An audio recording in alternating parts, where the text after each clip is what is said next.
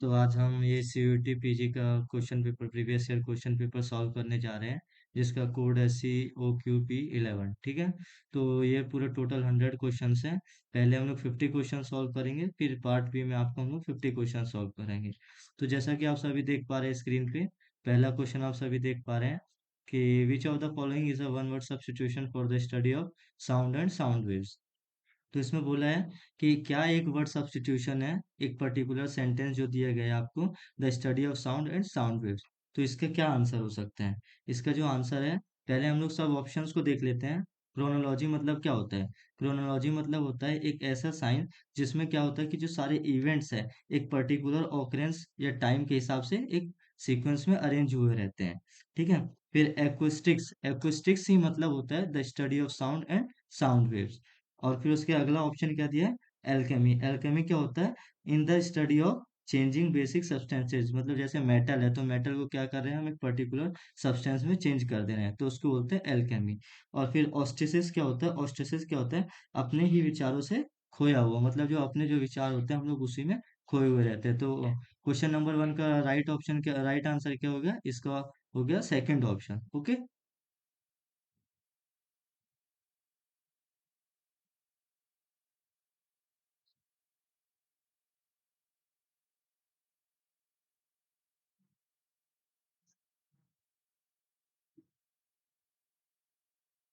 ठीक है, तो इसका राइट ऑप्शन हो गया हमारा सेकंड ऑप्शन। ठीक है। अब हम लोग नेक्स्ट क्वेश्चन की तरफ मूव करते हैं। तो विच of the following is a one word substitution for easily deceived. तो इसमें बोला है कि क्या एक वर्ड सब्स्टिट्यूशन है इजिली डिसीव्ड को आप एक शब्द में कैसे बता सकते हो। तो इजिली डिसीव्ड का मतलब क्या होता है? आसानी से खो धोखा दिया जा सकता है, मतलब जिसको हम लोग आसानी से क्या कर सकते हैं, धोखा दे सकते हैं, उसको बोलते हैं हम लोग इजिली डिसीव्ड। अब हम इसके ऑप्शंस को देखते हैं। तो पहला ऑप्शन क्या दिया है इसमें? फैलिएबल। फैलिएबल मतलब क्या होता है? जो भी कोई भी इंसान क्या होता है जो भ्रम में रहता है, उसको हम लोग बोलते हैं भ्रमशील। ठीक है। फिर दूसरा ऑप्शन क्या बोला है? परमिएबल। परमिएबल मतलब क्या होता है? प्रवेश के योग्य, मतलब जो किसी पर्टिकुलर चीज के योग्य होता है उसको हम लोग बोलते हैं परमिएबल। अब तीसरा ऑप्शन क्या बोला है? गुलिएबल। तो इसका जो राइट आंसर है वो क्या है? गुलिएबल। ठीक है। इजिली डिसीव्ड का जो एक वन वर्ड सब्स्टिट्यूशन है, हम लोग इजिली डिसीव्ड को आसानी से बोल सकते हैं गुलिएबल। तो गुलिएबल इसका राइट ऑप्शन है। फिर जो हम लोग फोर्थ ऑप्शन भी देख लेते हैं। फोर्थ ऑप्शन क्या है? पिलिएबल। तो पिलिएबल मतलब क्या होता है? जो लचीला होता है। ठीक है।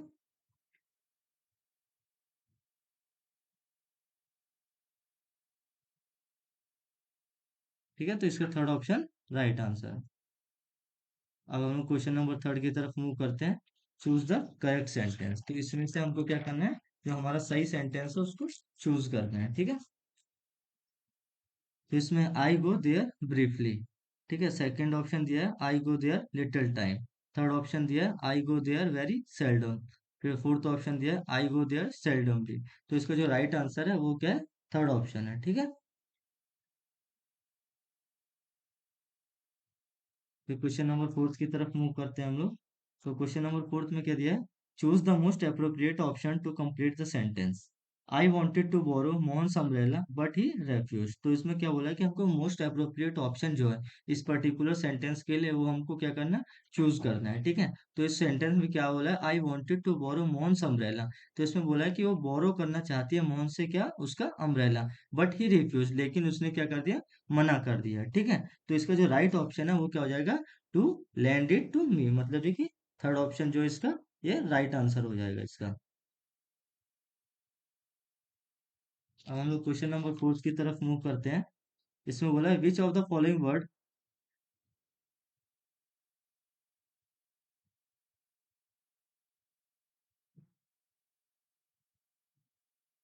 Which of the following word will be correct choice for the blank. ठीक है।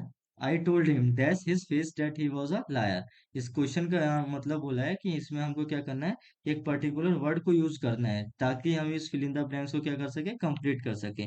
अब इसमें जो सेंटेंस है वो क्या बोल रहा है कि I told him dash his face that he was a liar. इसे सेंटेंस कह रहा है कि मैंने उसको कह दिया, कि उसके फेस पे मैंने उसको कह दिया कि हाँ तुम झूठे हो। तो इस पे क्या होगा? इसमें जो राइट ऑप्शन आपको तीन चार ऑप्शन दिए गए हैं, टू, ऑन, एट और इन। तो क्या हो गया? इसका जो राइट ऑप्शन होगा वो क्या होगा?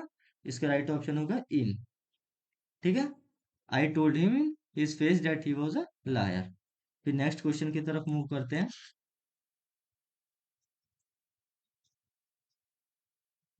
Given below are the four sentences in the jumbled order. Select the most appropriate that gives their correct order. ठीक है, तो इसमें क्या गया है कि हमको चार सेंटेंस दिए गए हैं। इसमें हमको क्या करना है, उनको एक पर्टिकुलर ऑर्डर में हमको क्या करना है, सिलेक्ट करना है। ठीक है, तो सबसे पहला ऑप्शन क्या बोलता है, the lid can be sealed on to vessels by means of rubber ring.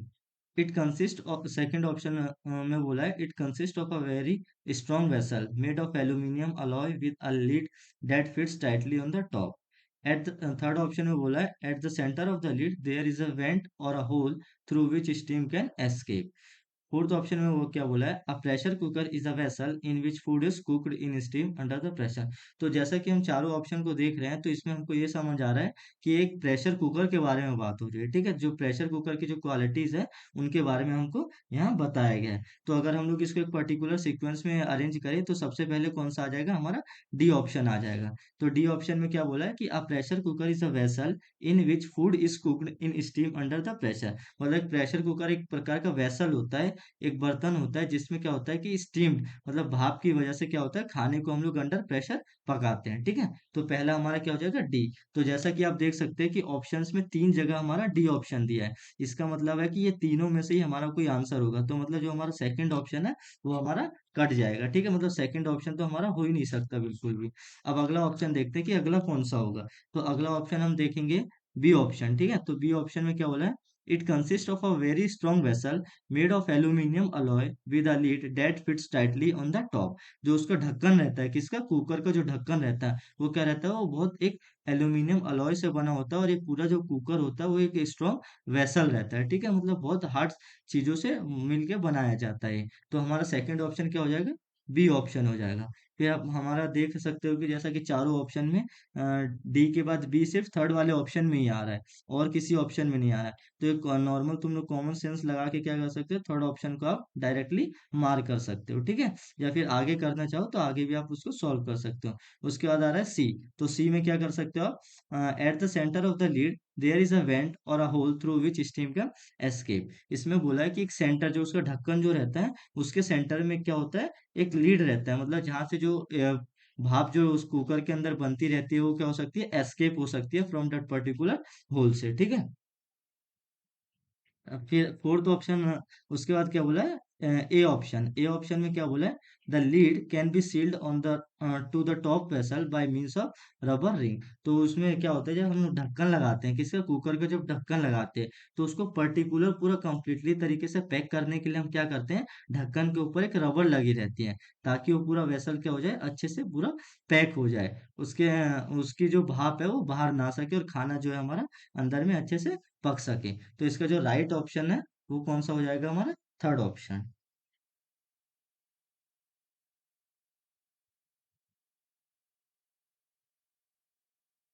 अब हम लोग नेक्स्ट क्वेश्चन की तरफ मूव कर रहे हैं। Choose the correct sentence. Okay, choose the correct sentence. तो इसमें से हमको क्या करना है, एक सही सेंटेंस को चूज करना है। ठीक है, तो इसमें क्या क्या बोला है, you are getting married, are not you. फिर उसके बाद क्या बोला है, you are getting married, are you. फिर you are getting married, won't you. फिर you are getting married, will you. तो इसमें जो राइट आंसर है हमारा वो कौन सा है, ऑप्शन नंबर टू।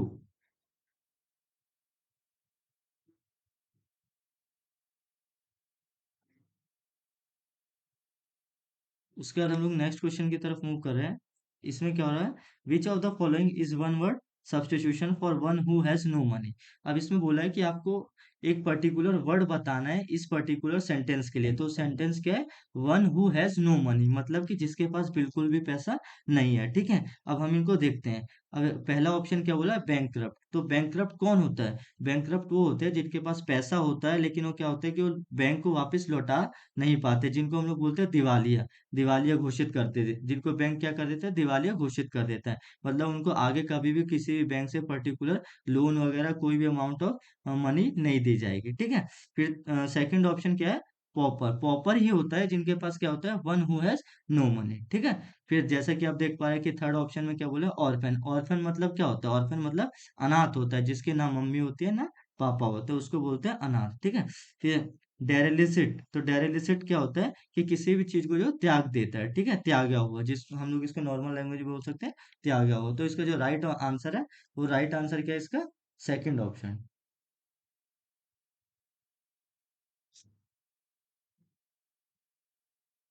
फिर उसके बाद हम लोग नेक्स्ट क्वेश्चन की तरफ मूव कर रहे हैं। तो इसमें क्या बोला है, in the sentences given below a part is italicized which choose as a replacement will improve the sentence. If the country go after war many people will die needlessly। तो एक पर्टिकुलर सेंटेंस दिया है, ठीक है। तो ये इटलाइज मतलब आप देख सकते हैं, इटलाइज का मतलब क्या होता है, इस पर्टिकुलर सेंटेंस का मतलब होता है कि आपको एक नीचे में एक सेंटेंस दिया है, उसमें कुछ वर्ड्स को हाईलाइट किया गया है, ठीक है।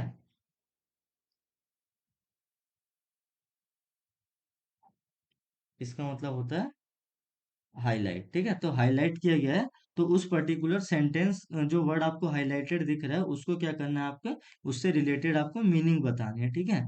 तो इसमें इसका राइट आंसर क्या हो जाएगा, इसमें इसका राइट आंसर हो जाएगा first option. Okay, go for the war, if the country goes after war many people will die needlessly। तो इससे इसमें लाइन का क्या बोला है, इस सेंटेंस में लाइन का क्या बोला है कि अगर कंट्री वॉर के लिए जाती है, ठीक है, तो उसमें क्या होंगे, जो बहुत सारे लोग हैं वो बिना जरूरत के मारे जाएंगे, ठीक है। तो इसका राइट ऑप्शन है गो फॉर द वॉर। फिर अगले क्वेश्चन की तरफ मूव करते हुए, इसमें बोला है which of the following is a one word substitute for one who enjoys food with pleasure. तो इसमें क्वेश्चन दिया है कि इसमें बोला है कि हमको एक वर्ड सब्स्टिट्यूट बताना है इस पर्टिकुलर सेंटेंस का। कौन से सेंटेंस का,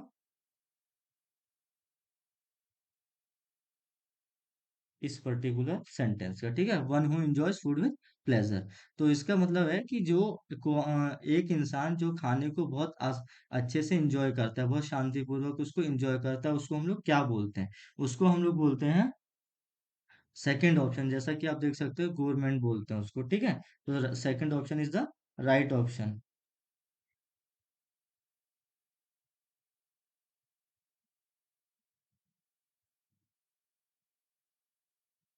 तो गाइज अगर आप ये पूरा टेस्ट सीरीज खरीदना चाहते हो तो हमारा वेबसाइट है F B I play store पर डिकोडिंग स्पोर्ट्स के नाम से, जैसा कि आप अपने स्क्रीन पे देख पा रहे हैं। तो अगर आप खरीदना चाहते हो तो आप यहाँ से परचेज कर सकते हैं। डिकोडिंग स्पोर्ट्स का ऐप है प्ले स्टोर पे, वहाँ से आप 200 में पूरा टेस्ट सीरीज परचेज कर सकते हैं। या फिर आपको और डिटेल्ड इन्फॉर्मेशन चाहिए तो आप पूरा ये पैक पूरा डिकोडिंग स्पोर्ट्स प्ले स्टोर के ऐप से जाके पूरा देख सकते हैं और वहाँ से परचेज कर सकते हैं। फिर हम लोग आ जाते हैं नेक्स्ट क्वेश्चन की तरफ। तो क्वेश्चन नंबर 11 की तरफ, find out the correct meaning of the following idiom. तो इडियम का मतलब क्या होता है, मुहावरा, ठीक है। तो टू बर्न योर ब्रिजेस, तो टू बर्न योर ब्रिजेस का मतलब क्या होता है कि अपने ही पुल को जला देना, ठीक है। इसका मतलब होता है कि अपने ही पुल को जला देना। तो इसमें क्या बोला है, पहला ऑप्शन जैसा आप देख पा रहे हैं, to burn down one's houses. तो इसमें बोला है कि किसी के घर को, किसी एक के घर को जला देना, ठीक है। फिर सेकंड ऑप्शन में क्या बोला है, to exhaust all the resources, मतलब कि जितने भी रिसोर्सेज हैं उन सबको खत्म कर देना। फिर तीसरे ऑप्शन में क्या बोला है, to make it impossible to go back, मतलब कि अपने ब्रिज को जला के हम लोग वापस ना जा पाए, ठीक है, टू गो बैक। और फोर्थ ऑप्शन में क्या बोला है कि टू लीव अ जॉब, मतलब कि अपने ही जॉब को छोड़ देना। तो इसमें अगर हम लोग मानो, अगर हम लोग एक ब्रिज है, अगर उस ब्रिज से हम लोग जा रहे हैं, ठीक है, और फिर हम लोग उसको जला दे उधर में, तो क्या आप वापस जा पाओगे, तो नहीं जा पाओगे ना आप। तो इसका राइट ऑप्शन क्या होगा, इसका राइट ऑप्शन होगा third option, to make it impossible to go back,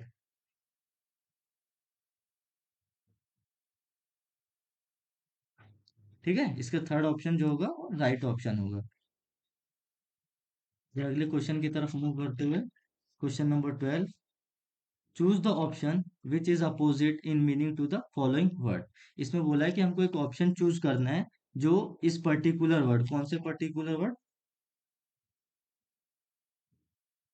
इस पर्टिकुलर वर्ड का क्या हो, अपोजिट हो, कॉन्गनी कॉन्गनीजेंस, ठीक है, कॉन्गनीजेंस का जो अपोजिट हो। तो इसका अपोजिट क्या होगा, ठीक है, पहले हम लोग ऑप्शन को देख लेते हैं। तो टाइडीनेस का मतलब क्या होता है, टाइडीनेस का मतलब होता है सफाई, ठीक है। इग्नोरेंस मतलब क्या होता है, अज्ञान, किसी को इग्नोर करना, ठीक है, किसी को अनदेखा कर देना।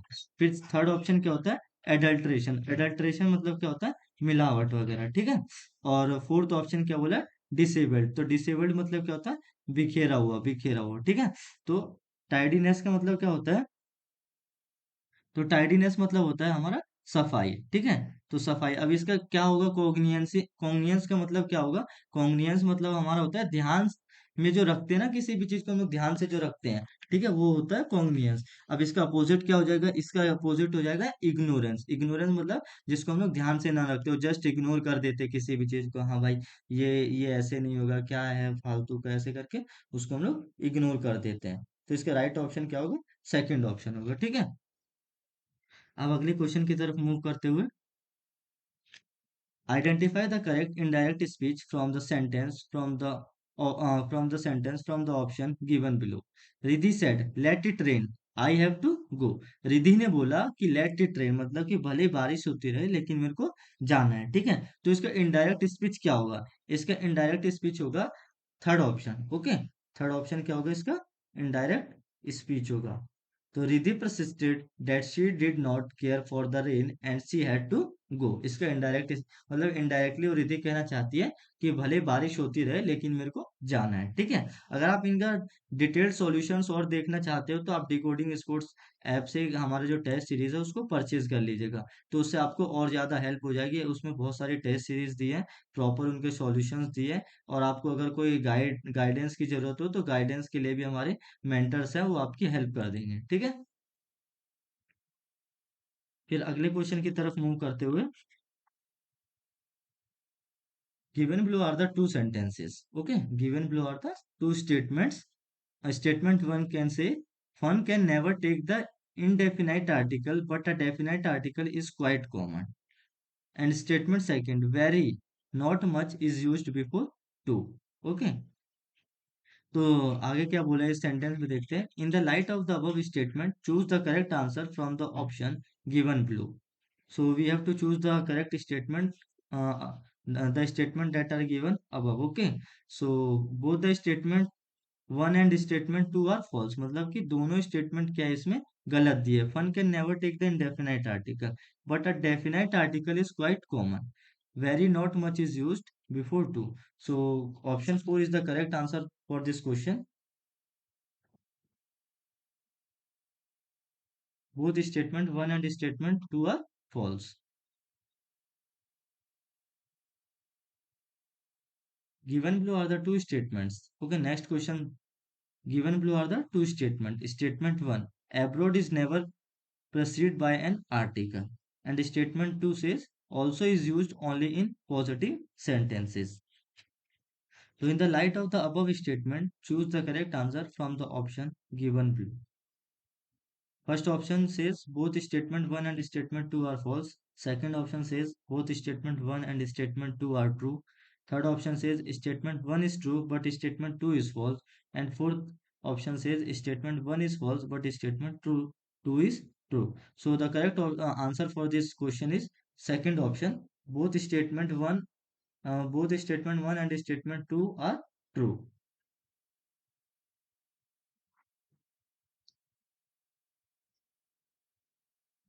Now moving towards the next question. Choose the correct sentence. Okay, we have to choose the correct sentence among all these four options. Okay, when I hated most were the insects everywhere. When I hated most was the insects everywhere. Third option, when I hated most was the insect everywhere. When I hated most were the insects everywhere. Okay, so the right answer for this question is option number 1. When I hated most were the insects everywhere. Now we are moving towards the next question. Question number 17. Match list 1 with list 2. List 1 is about the words and list 2 is about the synonyms. As you know, the meaning of the synonym is Priyavachi. Okay. So the words are given on the left hand side and the synonyms are given on the right hand side. So first option is absentees, तो absentees का synonyms क्या होता है? Absentees का synonyms क्या होगा? Avoidance. Okay, absentees का synonyms होगा अवॉइडेंस। इनफेमस का सिनोनिम्स क्या होगा? इनफेमस का सिनोनिम्स होगा डिसग्रेसफुल। इनफेमस मतलब क्या होता है? इनफेमस मतलब जो ज्यादा फेमस ना हो, जो मतलब कि जो बदनाम होता है एक तरीके से, वो होता है इनफेमस। ठीक है, तो इसका सिनोनिम्स क्या होगा? इसका सिनोनिम्स होगा डिसग्रेसफुल। ओके, फिर थर्ड ऑप्शन में क्या बोला? फीबल। फीबल मतलब क्या होता है? कमजोर। तो कमजोर का प्रवाची क्या होगा? वीक। ठीक है, और वल्नरेबल मतलब क्या होता है? वल्नरेबल मतलब होता है असुरक्षित, मतलब जो सुरक्षित नहीं है। ठीक है, तो इसमें आप ऑप्शन देख सकते हो। पहले जैसा कि आपने देखा एब्सेंटीज का सिनोनिम्स क्या होता है? अवॉइडेंस।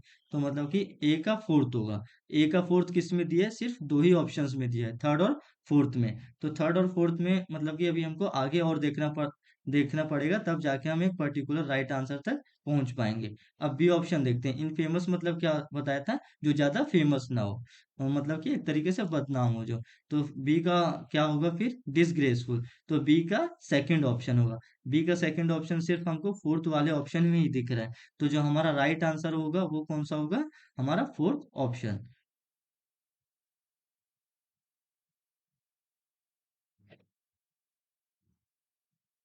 फिर अगले क्वेश्चन की तरफ मूव करते हुए, match the list one with list two. On left hand side the words are given and on right hand side antonyms are given. Bane. Bane मतलब क्या होता है? बेन मतलब होता है फटकारना। ओके, एंड फ्रे, फ्रे मतलब क्या होता है? दंगा या दंगे। ठीक है, ब्लेम मतलब क्या होता है? किसी को दोष देना। ठीक है, और टेरिफिक मतलब टेरिफिक मतलब क्या होता है? एक कमाल का काम बोलते हैं ना, what a terrific work you have done. तो मतलब कि क्या कमाल का काम आपने किया है। ठीक है, अब एंटोनिम्स मतलब क्या होता है? कि इनका जस्ट अपोजिट। ठीक है, तो काम मतलब क्या होता है? शांत होता है। अप्रूव मतलब किसी को आपने मंजूरी दे दी, हाँ भाई आप ये काम कर सकते हो। बून मतलब क्या होता है? बून मतलब होता है वरदान। ठीक है, और मॉडरेट मतलब क्या होता है? मध्यम। ठीक है, तो हम इनके अपोजिट, अब बेन का अपोजिट देखेंगे। बेन का मतलब क्या होता था? फटकार। ठीक है, मतलब किसी को फटकार देना। तो इसका बेन का उल्टा क्या हो जाएगा? इसका उल्टा हो जाएगा किसी को वरदान देना, मतलब कि ए का थर्ड। तो ए का थर्ड आप देखोगे तो सिर्फ दो ही ऑप्शंस में दिए हैं, मतलब कि फर्स्ट और फोर्थ में, मतलब सेकंड और थर्ड ऑप्शन तो होंगे ही नहीं। ठीक है, सिर्फ फर्स्ट और फोर्थ ऑप्शन में से कोई हमारा एक राइट ऑप्शन होगा। ठीक है, अब अगला देखते हैं। फ्रे, फ्रे मतलब क्या बताया था? दंगा। ठीक है, तो दंगे का उल्टा क्या होगा? दंगे का उल्टा होगा शांति। ठीक है, मतलब कि कामनेस। तो ऑप्शन वन होगा इसका। ठीक है, तो option one is the right answer for this question.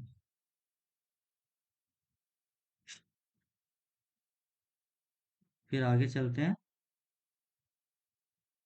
Given below are the four sentences in jumbled order. Select the option that gives their correct order. मतलब इसमें क्वेश्चन में बोला है कि नीचे में हमको चार सेंटेंसेस दिए गए हैं, वो एक जम्बल्ड ऑर्डर में हमको क्या करने हैं? अरेंज करने हैं। ठीक है, तो अब इनको हम चलो अरेंज करते हैं। तो सबसे पहला ऑप्शन क्या बोला? I was hoping to find a photo copier shop. ठीक है, पहला ऑप्शन में बोल रहा था, वो सोच रहा था कि काश उसको कोई फोटोकॉपियर की शॉप मिल जाए। ठीक है, as I browsed I felt the book shop attendant's eyes on me. जैसे ही उसने मतलब सर्च करना चालू किया, तो एक बुक शॉप में जो अटेंडेंट था, उसकी नजर उस पर्टिकुलर इंसान पर पड़ी। ठीक है, फिर थर्ड ऑप्शन में क्या बोला है? सम years ago on a whim I walked into a small shopping complex on Church Street in Bangalore। फिर कुछ साल पहले ही वहां से निकला था, तो वहां पे उसने क्या देखा? एक छोटा सा शॉपिंग कॉम्प्लेक्स देखा। कहाँ पे? चर्च स्ट्रीट पे, बेंगलोर में। ठीक है, फोर्थ ऑप्शन में क्या बोला है? Instead on the floor, ground floor I discovered a small second hand book shop. फिर उसने अचानक से देखा कि ग्राउंड फ्लोर पे क्या है? एक छोटा सा सेकंड हैंड बुक शॉप है। ठीक है, तो अब हम इसको एक पर्टिकुलर सीक्वेंस में अरेंज करते हैं। तो सबसे पहले क्या आ जाएगा इसमें? सी ऑप्शन आपका सबसे पहले आएगा। सम years ago on a whim I walked into a small shopping complex on Church Street in Bangalore। ठीक है, तो सी ऑप्शन जैसा आप देख पा रहे हैं कि सिर्फ दो ही ऑप्शंस में दिया है, फर्स्ट और सेकंड में। बाकी थर्ड और फोर्थ तो मतलब होगा ही नहीं अपना, तो फर्स्ट और सेकंड में से हमारा कोई राइट ऑप्शन होगा। उसके बाद क्या आ जाता है? उसके बाद आता है हमारा A option. I was hoping to find a photocopier shop. ठीक है, मतलब जब वो चर्च स्टेट में घूम रहा था तो वो किस लिए घूम रहा था, ताकि उसको कोई फोटोकॉपी की दुकान मिल जाए। ठीक है, फिर उसके बाद क्या होगा, instead on the ground floor I discovered a small second hand book shop. जब वो फोटो कॉपियर की दुकान ढूंढ रहा था तो उसी समय उसने देखा कि यहाँ पे तो एक इस छोटी सी सेकंड हैंड बुक शॉप है। ठीक है, फिर फोर्थ ऑप्शन क्या हो जाएगा हमारा, फोर्थ ऑप्शन हो जाएगा as I borrowed I felt the book shop attendant eyes on me. जब उसने वहां से क्या की बुक वगैरह इशू की तो उसने देखा कि जो अटेंडेंट्स की जो आंखें थी वो उसी के ऊपर थी। तो जो हमारा राइट ऑप्शन हो जाएगा वो कौन सा हो जाएगा, option number second is the right option for this question. फिर आगे चलते हैं। Choose the most appropriate option for completing the following paragraph. The West has two fixed notions about India. One is that it is a romantic land full of holy men, maharajas, palaces, and elephants. The other is of India as a land of horrors, a place of intolerable poverty and squalor, hunger, and disease.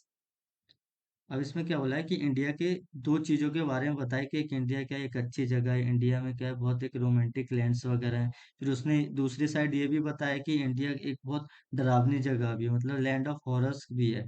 ठीक है, तो इसमें हम कुछ चार option दिख रहे हैं नीचे में।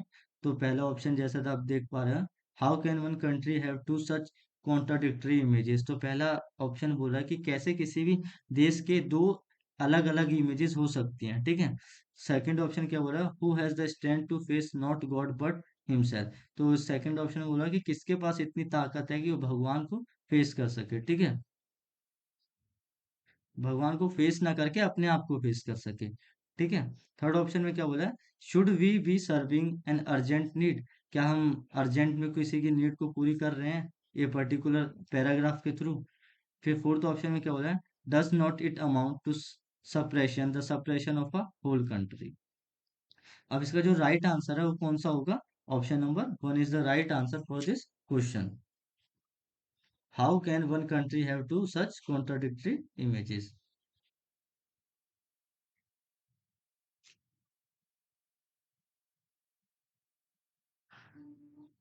फिर अगले क्वेश्चन पे चलते हैं। From among the following choose the antonyms of knowledge.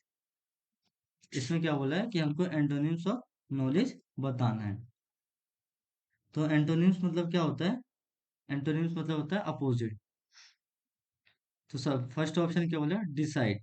Second option दिया इग्नोरेंस, थर्ड दिया फोली और फोर्थ दिया स्टूपिडिटी स्टूपिडिटी। तो नॉलेज का स्टूपिडिटी क्या हो, नॉलेज का अपोजिट वर्ड क्या होगा, नॉलेज का अपोजिट वर्ड होगा इग्नोरेंस।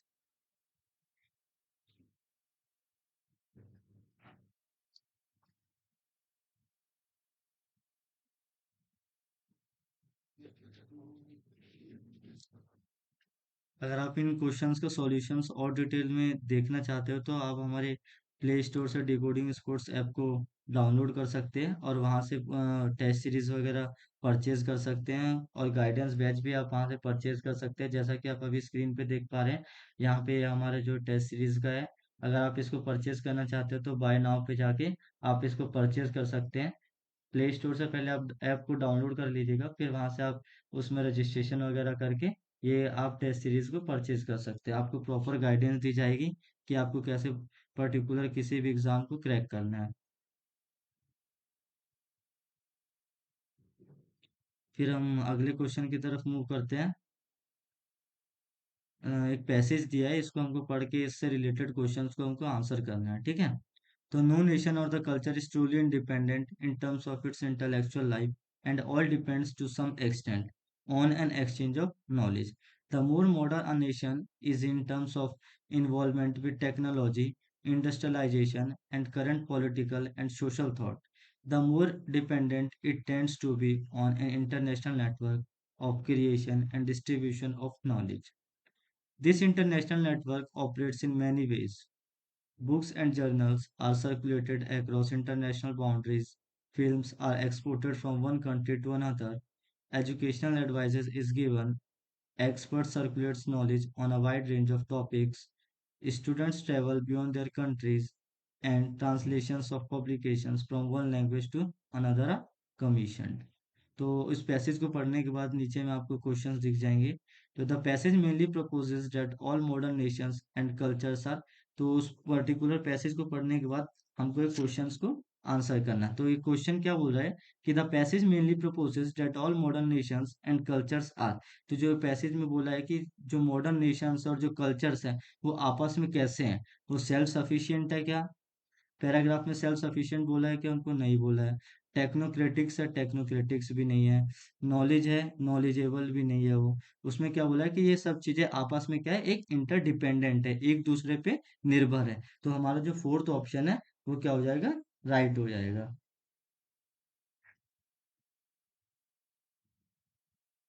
फिर आगे चलते हुए फिर से एक पैसेज दिया है, उस पर्टिकुलर पैसेज से रिलेटेड क्वेश्चंस हमको सॉल्व करने हैं। तो वही सेम पैसेज है, बस उससे क्वेश्चन अलग पूछ लिया है। The writer primarily links distribution of modern knowledge to. जो राइटर है वो लिंक करता है डिस्ट्रीब्यूशन ऑफ मॉडर्न नॉलेज को, किसके साथ उसको लिंक करता है, जो लेखक है वो किसके साथ, अभी की जो मॉडर्न नॉलेज है उसको किसके साथ लिंक करता है, क्वेश्चन में ये पूछा है। ठीक है, टेक्नोलॉजी, रिलीजियन, लैंग्वेज या इंडस्ट्री। ठीक है, तो इनमें इन चारों में से कोई दो राइट ऑप्शंस है। तो राइट ऑप्शंस क्या है, ए एंड डी, मतलब टेक्नोलॉजी और इंडस्ट्री को क्या बोला गया है, उसने नॉलेज के साथ लिंक किया है। तो option D is the right answer for this question.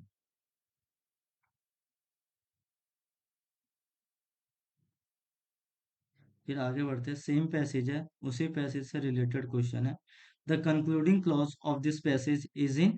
तो जो मतलब जो एंडिंग लाइन है इस पर्टिकुलर पैसेज की, वो किस पर्टिकुलर वॉइस में लिखी गई है? पैसिव वॉइस है, डायरेक्ट स्पीच है, या एक्टिव वॉइस है, या इम्पेरेटिव फॉर्म है? तो जो इसकी जो एंडिंग लाइन्स है वो किस में लिखी गई है, वो पैसिव फॉर्म में लिखी गई है। ठीक है,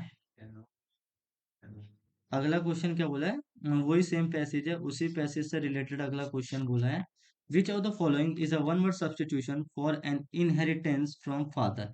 मतलब इसमें क्या बोला है, इसमें क्वेश्चन दिया है, ये क्वेश्चंस को हमको सॉल्व करना है। तो विच of the following is a one word substitution, substitution for the inheritance from father. ठीक है, तो सबसे पहला ऑप्शन होगा पैट्रियोमी, एलोमोनोनी, एक्रीमोनी और सिमोनी। ठीक है, तो इसमें क्या है हमारा, option A is the right answer for this question, patrimony. Okay, अब अगला क्वेश्चन देखते हैं हम लोग। ये जो हमारे क्वेश्चन से जीके या करंट अफेयर से रिलेटेड है। ठीक है, तो Lok Sabha and Rajya Sabha are convened together for resolving a deadlock between them under the chairmanship of.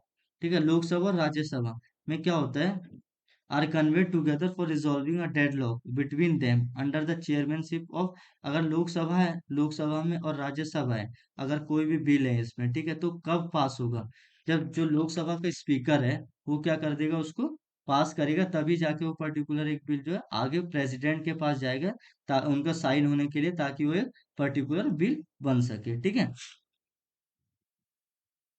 तो इसका जो राइट ऑप्शन है ये थर्ड ऑप्शन है। ठीक है, इससे रिलेटेड आपको कुछ एक्स्ट्रा नॉलेज दे देते हैं कि जो इंडिया में क्या है कि बाई कैमरल पार्लियामेंट है, मतलब कि इंडिया के पास दो सभाएं हैं। ठीक है, लोकसभा और राज्यसभा। जब भी कोई भी बिल पास होता है इन दोनों पर्टिकुलर सभा से पास होगा, पहले दोनों में जाएगा, लोकसभा राज्यसभा दोनों में जाएगा। वहां से जो स्पीकर रहेगा या जो भी चेयरपर्सन रहेगा वो जब इनको पास कर देंगे, तब जाके वो प्रेसिडेंट के पास जाएगा। प्रेसिडेंट के पास जाने के बाद प्रेसिडेंट उस पर साइन करेगा, तब जाके वो कोई एक पर्टिकुलर बिल कहलाएगा। ठीक है, चलो अब नेक्स्ट क्वेश्चन की तरफ मूव करते हैं।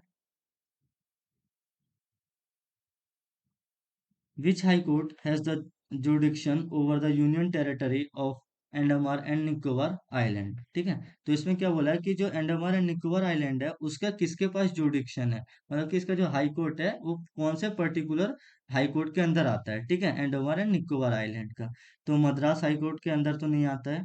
ठीक है, फिर कर्नाटका के अंदर भी नहीं आता है। इसका जो आता है आपका कैलकाटा हाई कोर्ट के अंदर आता है अंडमान एंड निकोबार का। ठीक है, तो इसका जो राइट ऑप्शन है वो कौन सा है, ऑप्शन नंबर फोर। आपको ये पता होना चाहिए कि जो टोटल हाई कोर्ट्स है इंडिया में वो कितने हैं, 25 हाई कोर्ट्स है टोटल इंडिया में, ठीक है। आप एक बार इसका लिस्ट एक बार गूगल में देख लीजिएगा कि उससे आपको पता चल जाएगा कि कौन से स्टेट के अंदर कौन सा हाई कोर्ट आता है। फिर नेक्स्ट क्वेश्चन की तरफ मूव करते हुए, which team has won the Uber Cup 2022 by defeating the defending and 15 time champion China. ठीक है, इसमें पूछा है कि कौन सी टीम ने उबर कप 2022 जीता था 15 टाइम चैंपियन चाइना को हरा के, ठीक है। तो ये कौन थी? ये कोई नहीं, साउथ कोरिया थी, ठीक है। ऑप्शन डी जो है इसका राइट आंसर है। तो उबर कप क्या होता है? उबर कप जो होता है वो बैडमिंटन का एक कप होता है, ठीक है। ये क्या होता है कि ये दोनों मेंस वुमेन्स दोनों के लिए कराया जाता है। और इसमें किसी भी जो पर्टिकुलर कोई भी कंट्री रहती है उसकी जो नेशनल टीम्स है वो पार्टिसिपेट करती हैं, ठीक है। ये BWF के द्वारा कराया जाता है। फिर नेक्स्ट क्वेश्चन को देखते हुए, विच of the following system is followed by RBI for issuing currency. RBI, इस क्वेश्चन, ये क्वेश्चन ये कह रहा है कि आरबीआई के द्वारा कौन सा सिस्टम है जिसको लोग यूज करते हैं ताकि अपने पर्टिकुलर कंट्री में वो करेंसी को इशू कर सके, ठीक है। तो इसमें जो मेन रहता है, मिनिमम रिजर्व सिस्टम रहता है। मिनिमम रिजर्व सिस्टम में क्या होता है कि मिनिमम रिजर्व सिस्टम में रहता है कि जितना आपके पर्टिकुलर कंट्री में गोल्ड है इन द फिजिकल फॉर्म, ठीक है, उतना ही आप क्या कर सकते हो, करेंसी क्या कर सकते हो, सर्कुलेट कर सकते हो इन द मार्केट। उससे ज्यादा आप सर्कुलेट नहीं कर सकते अपने कंट्री में, ठीक है। तो ये होता है मिनिमम रिजर्व सिस्टम। तो ऑप्शन थर्ड जो है इसका, ऑप्शन थर्ड इसका राइट ऑप्शन है। फिर नेक्स्ट क्वेश्चन नंबर 30। तो क्वेश्चन नंबर 30 क्या बताता है? Which of the following Asian country has been facing violent protest by its citizen over economic crisis recently. तो जैसा कि आपने देखा था कि इकोनॉमिक क्राइसिस हुई थी, ठीक है। कब हुई थी इकोनॉमिक क्राइसिस? 2022 में हुई थी। कहाँ पे हुई थी? ये श्रीलंका में हुई थी, ठीक है। खाने के लिए लेके, फिर खाने पीने की चीजों को ले लेके, फिर इकोनॉमिक वैल्यूज वहाँ की बहुत डाउन चली गई थी, इसलिए वहाँ पे क्या आ गई थी, एकदम से इकोनॉमिक क्राइसिस आ गई थी, ठीक है। तो इसका जो ऑप्शन डी है वो क्या हो गया? ऑप्शन फोर्थ है वो राइट ऑप्शन हो गया, ठीक है। ये सब करंट अफेयर्स के क्वेश्चंस है। तो आप करंट अफेयर्स से को थोड़ा देखते रहा करो रोज, तो उससे आपकी करंट अफेयर्स रोज अपडेटेड रहेगा। अब क्वेश्चन नंबर 30 की तरफ मूव करते हुए, which of the following procedure of parliament has not been borrowed from any country and has been evolved by parliament of India by itself। ये क्वेश्चन ये कह रहा है कि कौन सा क्या बोलते हैं, कौन सा कंट्री है जिसके पार्लियामेंट ने एक पर्टिकुलर क्या बोलते हैं, कार्यवाही है उसको किसी भी दूसरी कंट्री से बोरो ना करके खुद ने ही उनको बनाया है, ठीक है। देखो ये नीचे में हिंदी में भी लिखा है, संसद की निम्नलिखित कार्यवाही में से कौन सी किसी अन्य देश से उधार नहीं ली गई है बल्कि स्वयं भारतीय संसद द्वारा विकसित की गई है, ठीक है। तो ऐसी क्या चीज है? वो है option number third, zero hour, ठीक है। तो जीरो आर क्या होता है? जीरो और एक ऐसा वो है, इसमें क्या होता है कि मान लीजिए अगर जो लोकसभा या राज्यसभा में जो भी बैठे रहते हैं लोग, जो बैठे रहते हैं एमपीज वगैरह जो बैठे रहते हैं, वो क्या करते हैं, अगर उनको लगता है कि आज हमको ये लोकसभा या राज्यसभा में एक पर्टिकुलर टॉपिक है, ये बहुत अर्जेंट टॉपिक है, ये उस पर्टिकुलर सभा में डिस्कस होना चाहिए, तो उसमें क्या करेगा, तो जो भी एमपीज वगैरह जो रहेंगे वो 10 बजे से पहले क्या करेंगे, जो स्पीकर रहेगा, जो चेयरपर्सन रहेगा, उसको जाके वो पर्टिकुलर बिल के बारे में बताएंगे, एक पर्टिकुलर नोटिस देंगे उनको कि हाँ ये इम्पोर्टेंट टॉपिक आज हम इस अपनी सभा में डिस्कस करना चाहते हैं। अगर जो स्पीकर है, जो चेयरपर्सन रहेगा सभा का, अगर उसको मंजूरी दे देता है, तो फिर वो लोग क्या करेंगे, उस पर्टिकुलर चीज को सभा में सबके सामने डिस्कस कर सकते हैं। उसको बोलते हैं जीरो आवर, ठीक है। फिर नेक्स्ट क्वेश्चन को देखते हैं। अगर आपको ये इनका और डिटेल्ड डिस्क्रिप्शन चाहिए, सॉल्यूशंस वगैरह चाहिए, तो आप हमारे डिकोडिंग स्पोर्ट्स ऐप को प्ले स्टोर से डाउनलोड कर लीजिएगा। तो ये आपको आसानी से वहाँ मिल जाएगा, डाउनलोड करके यहाँ पे आप, इसमें आप देख रहे हो जैसा कि CUT PG गाइडेंस ग्रुप है, आप इस पे क्लिक करोगे, व्यू डिटेल्स पे क्लिक करोगे तो आपको पूरी डिटेल्स दिख जाएंगी, ठीक है। अगर आप टेस्ट सीरीज खरीदना चाहते हो तो टेस्ट सीरीज के मात्र 200 रुपीज में आपको मिल जाएगी। अगर आप पूरा गाइडेंस बैच लेना चाहते हो तो आपको 260 में पूरा बैच मिल जाएगा, अनटिल जब तक आपके एग्जाम पूरे खत्म नहीं हो जाते, ठीक है। आपको तब तक पूरी गाइडेंस दी जाएगी। आप ये बाय नाउ पे क्लिक करके आप उसको पूरा परचेज कर सकते हो। और कोई भी दिक्कत हो तो आप उसमें हमको कांटेक्ट भी कर सकते हो। चलो अगले क्वेश्चन की तरफ मूव करते हैं। अगला क्वेश्चन है हमारा, recently in a major shift in its trade policy, India has opened up its central government procurement market to dash under the free trade agreement। तो रिसेंटली क्या है कि हाल ही में भारत ने अपनी व्यापार नीति में एक प्रमुख परिवर्तन करते हुए केंद्र सरकार के अधिप्राप्ति बाजार को मुक्त व्यापार समझौते एफटीए के तहत किसके लिए खोल दिया है। तो किसके लिए खोल दिया गया है, वो यूएई के लिए खोल दिया गया है, ठीक है। वो यूएई के लिए खोल दिया। इसमें क्या है कि जो इंडिया और यूएई के बीच में क्या होगा कि अब जो टैक्सेस वगैरह जो लगते हैं वो ना लग के आप फ्री ट्रेड आराम से कर सकते हो, ठीक है। तो इसका राइट ऑप्शन हो गया ऑप्शन नंबर 4। फिर नेक्स्ट क्वेश्चन की तरफ मूव करते हुए, consider the following statement about the dance from of form of Kuchipudi. ठीक है, तो हमको कचिपुड़ी डांस दिया है। अब कचिपुड़ी डांस के बारे में हमको तीन पांच ऑप्शंस दिए, पांच ऑप्शंस में से हमको सिलेक्ट करना है कि कौन सा उस पर्टिकुलर डांस के लिए सुटेबल है, ठीक है। तो पहला ऑप्शन क्या बोला है, Kuchipudi is one of the 8 classical styles of the Indian dance. ये ऑप्शन बिल्कुल सही है, ठीक है। मतलब कि ये ऑप्शन हमारा अभी तक का सही है। चलो सेकंड ऑप्शन देखते हैं। बी ऑप्शन में क्या बोला है, Kuchipudi drive its roots from the ancient Hindu Sanskrit text of Natya Shastra and is a dance of drama. ये भी सही है। सी ऑप्शन देखते हैं, Kuchipudi drives its name from a village in Tamil Nadu. ये ऑप्शन गलत है। एक्चुअली ये क्या है कि ये जो तमिलनाडु से ना होके ये कहाँ से हुआ है, आंध्र प्रदेश से हुआ है,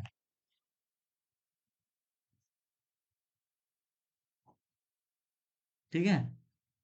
ये ऑप्शन गलत है। फिर अगला ऑप्शन देखते हैं, D, it is largely devoted to the Hindu god Shiva. ये ऑप्शन भी गलत है, ये गॉड शिवा के लिए नहीं, ये लॉर्ड कृष्णा के लिए था, ठीक है।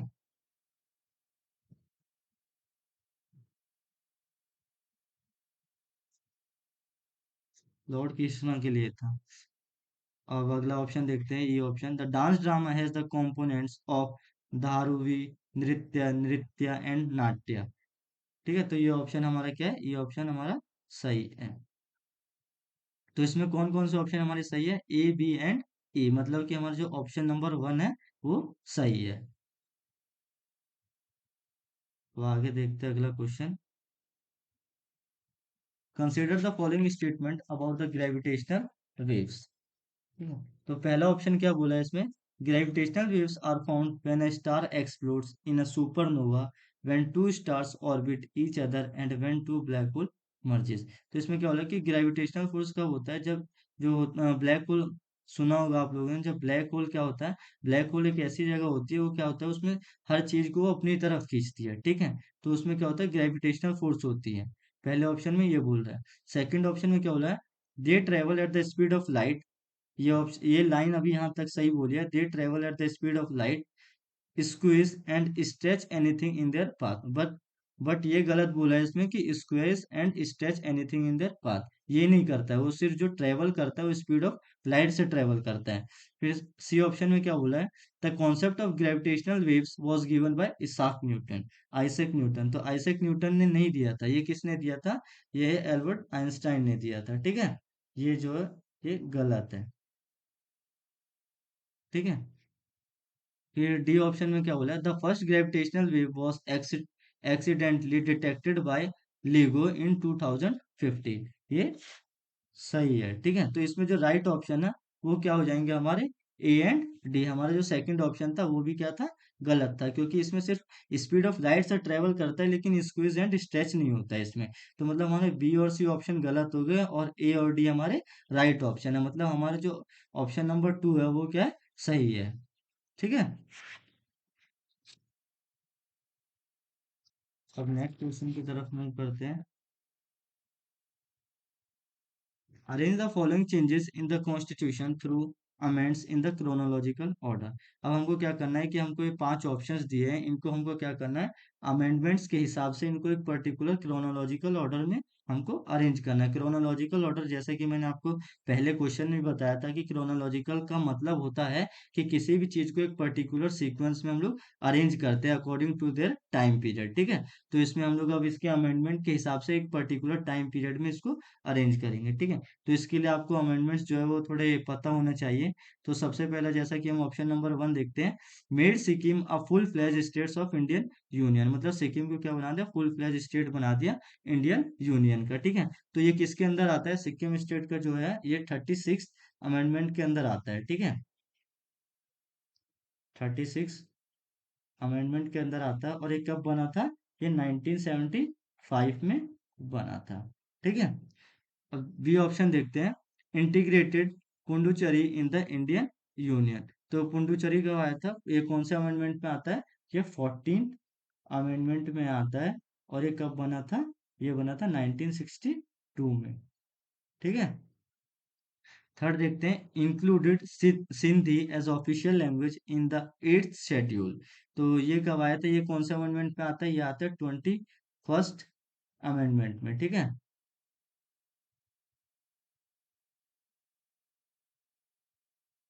21 अमेंडमेंट में आता है और ये कब बना था, ये बना था 1967 में, ठीक है। फिर अगला देखते हैं, according accorded a special status to the union territory of Delhi by designating it as the national capital area, ठीक है। नेशनल कैपिटल एरिया को हम लोग एनसीआर भी बोलते हैं, नेशनल कैपिटल रीजन जिसको बोलते हैं, ठीक है। तो ये कब हुआ था, ये आया था 69th अमेंडमेंट में, ठीक है। 69th अमेंडमेंट में आया था और ये कब आया था, 1992 में, ठीक है। अब ये ऑप्शन देखते हैं, इंटीग्रेटेड गोवा दामन and due in the Indian union, ठीक है। तो ये कब आया था, ये आया था 12th अमेंडमेंट में, ठीक है। 12th अमेंडमेंट में आया था और कौन से ईयर में आया था, 1961 में आया था। अब आपको सब पता तो चल ही गया है, तो आप इसको आराम से क्रोनोलॉजिकल ऑर्डर में क्या कर सकते हो, अरेंज कर सकते हो। तो सबसे पहले क्रोनोलॉजिकल ऑर्डर, और क्रोनोलॉजिकल ऑर्डर का मतलब मैंने क्या बताया था, टाइम पीरियड के हिसाब से। तो सबसे पहले कौन सा आएगा, 1961, मतलब कि ई ऑप्शन आएगा सबसे पहले। तो जैसा कि आप देख पा रहे हो, ई ऑप्शन सिर्फ दो ही ऑप्शंस में दिए हैं, सेकंड एंड थर्ड, मतलब ना तो हमारा फर्स्ट तो होगा ही नहीं, फर्स्ट ऑप्शन तो होगा ही नहीं, और ना ही हमारा फोर्थ ऑप्शन होगा, ठीक है। मतलब जो भी होगा हमारा सेकंड या थर्ड में से आंसर होगा। तो ई ऑप्शन के बाद कौन सा देख पा रहे हो आप, इसके बाद 1962, 1962 कौन से ऑप्शन का है, बी ऑप्शन, मतलब कि ई बी, मतलब अब इसके आगे का तो पूरा आपको पता ही चल गया, E B C A D, क्योंकि आपको ईयर तो पता चल गया, ईयर ईयर मतलब ही होता है कि क्रोनोलॉजिकल ऑर्डर में आपने उसको अरेंज कर दिया। तो इसका जो राइट आंसर है वो क्या हो जाएगा, ऑप्शन नंबर सी। फिर नेक्स्ट क्वेश्चन की तरफ मूव करते हैं, arrange the following events in making the Indian constitution in chronological order. अब इनको भी क्या करना है, हमको क्रोनोलॉजिकल ऑर्डर में अरेंज करना, मतलब कि टाइम पीरियड के हिसाब से हमको इनको अरेंज करना है। तो सबसे पहला ऑप्शन देखते हैं, the constitution of India was adopted by the constituent assembly, ठीक है। जो कॉन्स्टिट्यूशन था इंडिया का वो कॉन्स्टिट्यूएंट असेंबली ने अडॉप्ट कर लिया था। फिर सेकंड ऑप्शन क्या बोलता है, appointment of doctor Rajendra Prasad as the president of the assembly. तो राजेंद्र प्रसाद जी को क्या बना दिया गया था, असेंबली का प्रेसिडेंट बना दिया गया था, ठीक है। फिर थर्ड ऑप्शन क्या बोलता है, adaptation of the objectives resolutions presented by Pandit Jawaharlal Nehru by the constituent assembly. तो मतलब जो ऑब्जेक्टिव्स थे, ठीक है, उस ऑब्जेक्टिव जो पंडित जवाहरलाल नेहरू ने दिए थे कॉन्स्टिट्यूएंट असेंबली में, उनको भी क्या कर लिया गया था, अडॉप्ट कर लिया गया था। फिर फोर्थ ऑप्शन क्या होता है, last meeting of the constituent assembly, मतलब लास्ट मीटिंग हुई थी कॉन्स्टिट्यूएंट असेंबली की। फिर लास्ट ऑप्शन में क्या हो रहा है, the constituent assembly meet for the first time. तो कॉन्स्टिट्यूएंट असेंबली क्या होती, पहली बार मिली थी। तो अब कोई भी चीज है, अगर आप किसी को चालू करना चाहते हो तो सबसे पहले आपको क्या करना पड़ेगा, सबसे पहले हम कोई एक पर्टिकुलर मीटिंग बुलाएंगे, तब तो जाके कुछ आगे का डिसाइड करेंगे। तो सबसे पहले क्या होगा हमारा, जो ई ऑप्शन है वो क्रोनोलॉजिकल ऑर्डर में फर्स्ट नंबर पे ये आएगा, ठीक है। तो क्योंकि कोई भी काम चालू करने से पहले आप सब गैदर्ड होगे, गैदर्ड होने के बाद उस पर्टिकुलर टॉपिक के बारे में आप डिस्कस करोगे, उस पर्टिकुलर टॉपिक में क्या करना है, कैसे करना है, एक पर्टिकुलर ब्लू प्रिंट बनाओगे, इस ब्लू प्रिंट के तहत आप चलते रहोगे तो आप अपने एम तक पहुंच पाओगे, ठीक है। तो सबसे पहले हमने मीटिंग बुलाई, मीटिंग बुलाने के बाद अब क्या होगा हमारा, जो उसका किसी को लीडर बनाना पड़ेगा। अगर आप लीडर नहीं बनाओगे तो सब अपने मन का काम करेंगे, अपने मन का काम करेंगे तो आप अपना जो पर्टिकुलर एम है उसको अचीव नहीं कर पाओगे, ठीक है। तो appointment of doctor Rajendra Prasad as the president of assembly, ये हमारा सेकंड नंबर पे हो जाएगा। उसके बाद क्या होगा हमारा, adaptations of objectives resolutions presented by Pandit Jawaharlal Nehru by the constituent assembly, ठीक है। मतलब अब ऑब्जेक्टिव्स जो भी हम उसमें कॉन्स्टिट्यूंट असेंबली में रखेंगे वो हमारे क्या हो गए, अडॉप्टेशन हो गए उनके, मतलब उनको हमने अडॉप्ट कर लिया था कि हाँ ये ऑब्जेक्टिव्स है, इनके तहत हमारा जो कॉन्स्टिट्यूशन है डिजाइन होना चाहिए। तो थर्ड नंबर पे ये हो जाएगा। तो इससे आप समझ ही गए होंगे कि जो हमारा थर्ड ऑप्शन है वो हमारा क्या है, इसका राइट आंसर है, ठीक है। EBCAD, ठीक है। उसके बाद हम लोग आगे बढ़ते हैं। Given below are the two statements, one is labeled as the assertion and the other is labeled as the reason। तो इसमें क्या बोला, folk music is fast disappearing from the culture tapestry in India. तो इसमें क्या बोला कि जो फोल्क म्यूजिक है वो अब क्या हो रहा है, धीरे धीरे लुप्त होता चला जा रहा है, ठीक है। धीरे धीरे हमारे संस्कृति से क्या होते चले जा रहा है, लुप्त होते चले जा रहे हैं, खत्म होते चले जा रहे हैं। रीजन में क्या बोला है कि folk music is not supported by the modern technologies and the media. इसमें क्या हो रहा है कि जो फोल्क म्यूजिक है वो मॉडर्न टेक्नोलॉजीज की वजह से क्या हो रहा है, उनके द्वारा ज्यादा उसको सपोर्ट नहीं किया जा रहा है, इसीलिए वो क्या होते चले जा रहे हैं, खत्म होते चले जा रहे हैं। तो इसमें जो हमारा राइट आंसर है वो कौन सा हो जाएगा, वो हो जाएगा option number 2। Both A and R are true but R is not the correct explanation of A. मतलब कि ऐसा नहीं है कि टेक्नोलॉजीज की वजह से हमारा फोल्क म्यूजिक जो एकदम बिल्कुल ही खत्म होते चले जा रहा है, और भी बहुत सारे रीजंस है जिनकी वजह से ये खत्म होते जा रहा है, सिर्फ टेक्नोलॉजी ही एक रीजन नहीं है।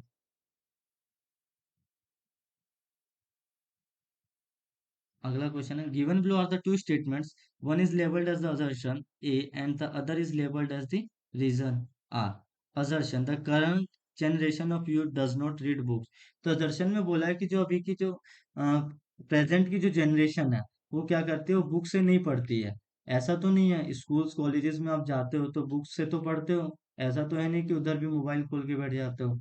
बुक्स तो जरूरी है स्कूल कॉलेजेस में भी। फिर रीजन में क्या बोला है, the youth have educate visual material to watch and gain knowledge. उसमें रीजन में बोला है कि अब यूथ के पास पर्याप्त इतना मटेरियल है देखने के लिए कि वो उसी से ही नॉलेज गेन कर सकता है। अगर ऐसा होता तो फिर स्कूल कॉलेजेस क्यों होते, स्कूल कॉलेजेस क्यों जाते, सब घर पे बैठ के मोबाइल से ही पढ़ते अगर ऐसा होता तो ऐसा नहीं है, मतलब बुक्स की जरूरत है हमको अभी भी, आज के समय में भी। तो इसका जो राइट आंसर है वो है A is false but R is true. मतलब option number 4 is the right answer for this question, okay.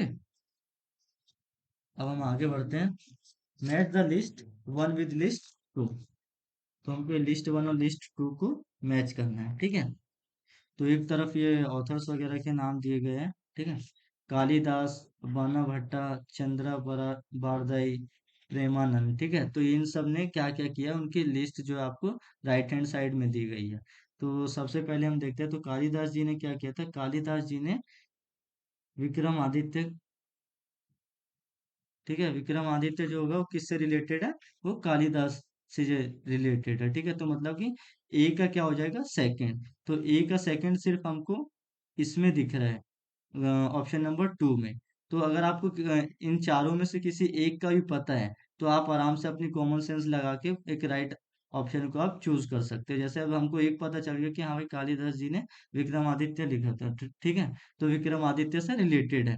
तो अब इससे क्या होगा कि हमको दिख गया कि भाई ए का क्या है, सेकंड ऑप्शन है। तो अब इससे हम पता कर लेंगे कि हाँ भाई बी से, बी का जो है बना भट्टा, तो बना भट्टा जी ने क्या किया था, हर्षवर्धन किया था, ठीक है। सी का 4 से चंद्रभद्र ने पृथ्वीराज चौहान, ऐसे करके आप जो राइट आंसर इसमें फाइंड कर सकते हो। बस थोड़ी सी कॉमन सेंस लगानी है, बाकी आपको आंसर आपका मिल जाएगा। अब नेक्स्ट ऑप्शन देखते हुए क्वेश्चन देखते हैं next. Question number 40, match list one with list two. तो एक साइड में आपको डांस दिए गए हैं, डांस के फॉर्म्स दिए गए हैं, और एक साइड में आपको स्टेट ऑफ ओरिजिन दिए गए हैं, ठीक है। तो स्टेट ऑफ ओरिजिन, अब जैसा कि अभी हमने देखा था, पीछे देखा था कुचिपुड़ी कहाँ से रिलेटेड है। तो मैंने बताया था आपको कुचिपुड़ी कहाँ से रिलेटेड है, आंध्र प्रदेश से। तो मतलब जो सी का क्या होगा, सी का जो है फर्स्ट ऑप्शन होगा, ठीक है। सी का फर्स्ट ऑप्शन होगा। तो मतलब देख लेते हैं सी फर्स्ट किस में दिया है। सी फर्स्ट हमको सिर्फ एक डी फोर्थ ऑप्शन में दिख रहा है। बाकी आप देखोगे कहीं भी आपको सी में फर्स्ट नहीं दिख रहा है, तो मतलब कि हमारा जो राइट आंसर होगा वो फोर्थ ऑप्शन होगा। सिर्फ अगर आपको एक चीज भी पता है तो आप उससे अपना जो राइट आंसर है उसको निकाल सकते हो, ठीक है। अब आगे चलते हैं नेक्स्ट क्वेश्चन की तरफ। तो given below are the two statements, नीचे में क्या दिया है कि दो हमको स्टेटमेंट दिया, statement one and statement two. तो स्टेटमेंट वन में क्या बोला है कि tuberculosis is caused by the virus that most often affect the lungs. तो ट्यूबरक्लोसिस क्या बोला है इसमें कि caused by the virus. Tuberculosis कोई वायरस से नहीं होता है, ये क्या होते हैं, ये बैक्टीरियाज होते हैं, ठीक है।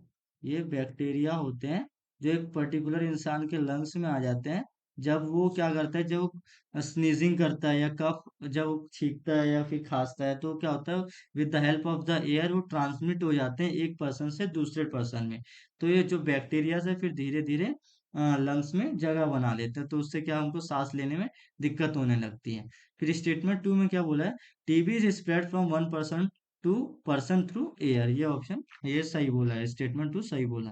तो इसका जो राइट आंसर है वो क्या हो जाएगा, statement one is incorrect but statement two is correct. मतलब जो ऑप्शन नंबर फोर है हमारा वो सही है। क्यों सही है, क्योंकि इसमें वायरसेस बोला था, तो ये तो वायरसेस नहीं होता है, ट्यूबरक्लोसिस में तो वायरस नहीं होता है, इसमें तो बैक्टीरिया होता है, ठीक है। इसलिए गलत ऑप्शन है, स्टेटमेंट वन जो है गलत है।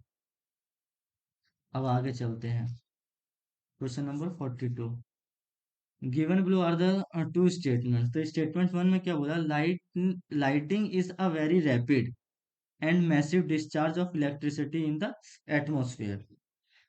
हाँ, लाइटिंग से क्या होता है कि बहुत रैपिड और मैसिव डिस्चार्ज होता है इलेक्ट्रिसिटी के अंदर एटमोसफेयर। फिर जब आप देखते होगे बादल आपस में टकराते हैं तो एक बहुत ज्यादा क्या होता है, लाइटनिंग होता है, तो क्या होता है, मैसेज जो इलेक्ट्रिसिटी जो रहती है वो बहुत ज्यादा अमाउंट में डिस्चार्ज होती है इन द एटमोसफेयर में। स्टेटमेंट टू में क्या बोला है, इंटर क्लाउड और intra cloud IC lightnings are invisible and harmful. तो जब लाइटनिंग होती है, लाइटनिंग तो हमको दिखती है, तो इनविजिबल तो नहीं होगा ये, ठीक है। इनविजिबल तो नहीं होगा वो, तो जबकि हमको दिखती है, जब बादल आपस में टकराते हैं तो बिजली उत्पन्न होती है, तो बिजली जो दिख वो तो दिखती है ना हमको, तो इनविजिबल कैसे हो जाएगी, वो तो विजिबल होगी।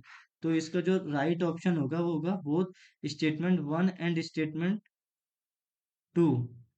Statement one is correct but statement two is incorrect, ठीक है। मतलब ऑप्शन नंबर जो थर्ड होगा वो क्या होगा हमारा, सही होगा, ठीक है।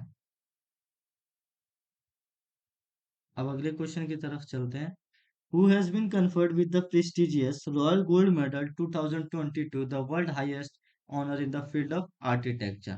तो ये किसको मिला है, ये जो है आपको आर्किटेक्चर के फील्ड में दिया जाता है, ठीक है।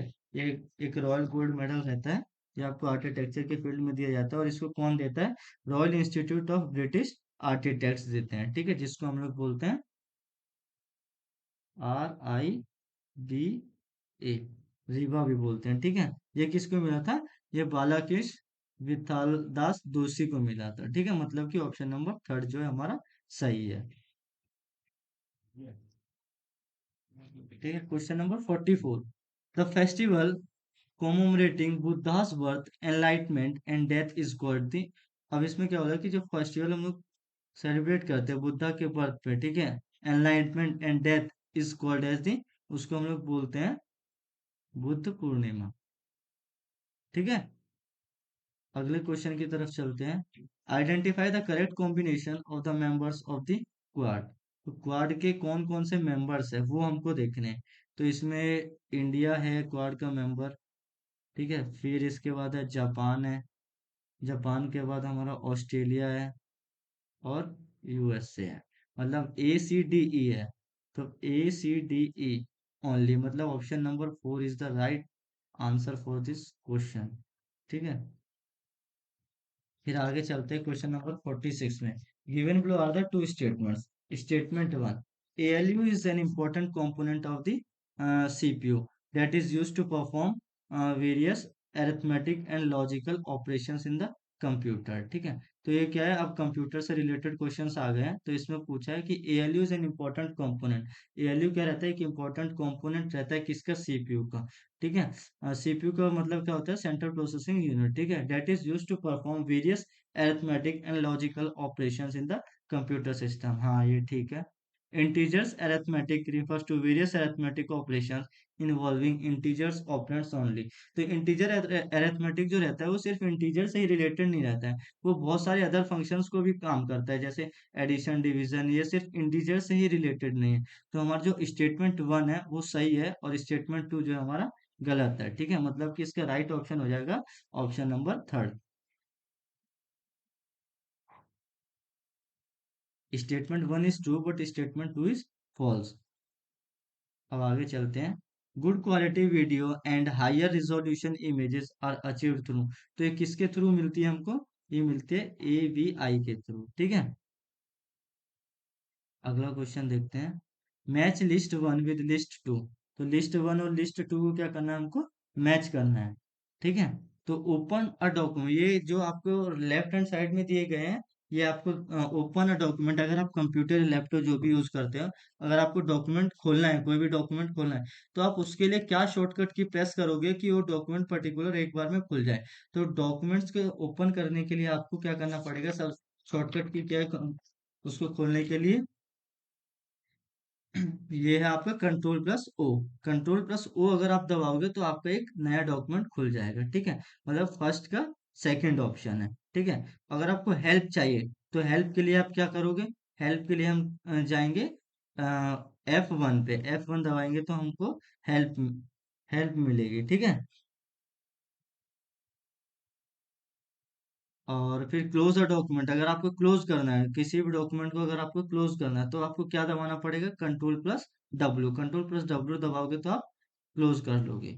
और प्रिंट प्रीव्यू मतलब कि अगर आपको किसी पर्टिकुलर पेज का आपको प्रिंट निकालना है, तो प्रिंट निकालने से पहले आपको देखना है कि हाँ हमारा प्रिंट कैसा आएगा पेज पे, तो वो होता है प्रिंट प्रीव्यू। प्रिंट प्रीव्यू को दबाने के लिए क्या करना पड़ेगा, कंट्रोल प्लस F2 दबाओगे तो आपको पता चल जाएगा, हाँ हमारा कंटेंट जो है इस पेज पे ऐसा आएगा। तो जो इसका राइट आंसर है वो है हमारा ऑप्शन नंबर टू।